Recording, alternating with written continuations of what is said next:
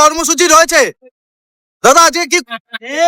আজকে অনেকদিন পর পরিস্থিতি যখন একটু ঠিকই এসছে, সরকারের একটা পালাবদল হয়েছে। এই পালাবদলের পরে যাতে চারিদিকে রাজ্য জুড়ে যাতে দীর্ঘ 15 বছরের যে তৃণমূলের অত্যাচার বঞ্চনা, এর বিরুদ্ধে যাতে কোন রকম ক্ষোভের বহিঃপ্রকাশ না ঘটে, সেই জন্য আমাদের রাজ্য সভাপতি স্বয়ং নির্দেশ দিয়েছিলেন যে বিজয় যে মিছিল, সেই মিছিল কিছুটা সময়ের জন্য স্থগিত থাকবে। এরপরে যখন রাজ্য থেকে নির্দেশ দেওয়া হয়েছে যে এইবার পরিস্থিতি অনেকটা স্বাভাবিক, তো তখন আমরা এখানে বিজয় মিছিলের আয়োজন করেছি।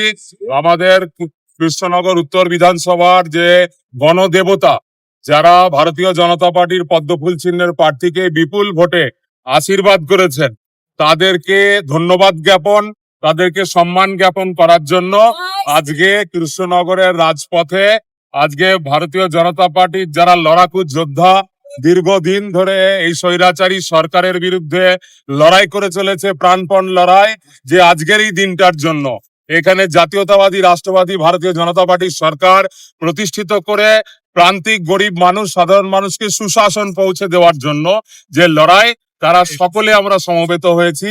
সকল ভারতীয় জনতা পার্টির যোদ্ধারা আজকে একত্রিত হয়ে আমরা সমস্ত বিধানসভার যে নির্বাচক মন্ডলী, তাদেরকে আজকে আমরা শ্রদ্ধা জানাবো, তাদেরকে আমরা সম্মান জানাবো, তাদেরকে ধন্যবাদ জানাবো।